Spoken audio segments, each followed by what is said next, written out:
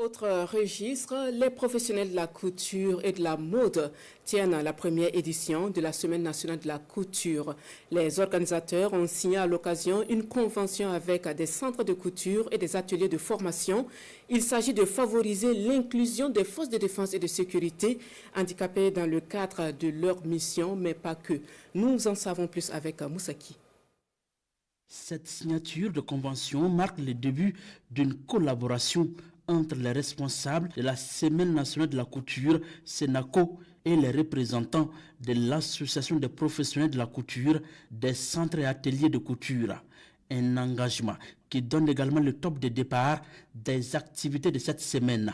La convention est voulue par les acteurs du domaine pour une inclusion des éléments des forces de défense et de sécurité handicapées, des personnes déplacées internes, ainsi que des veuves et orphelins des FDS.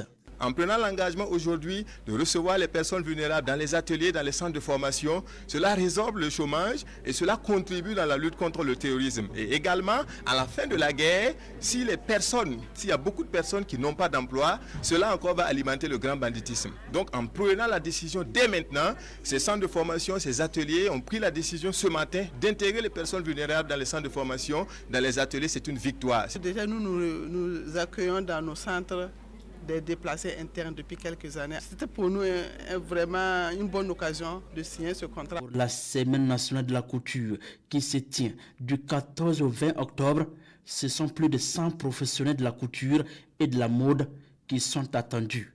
Durant 7 jours, les participants vont bénéficier des panels et des formations sur la spécialisation, la production à la chaîne et la gestion du portefeuille client.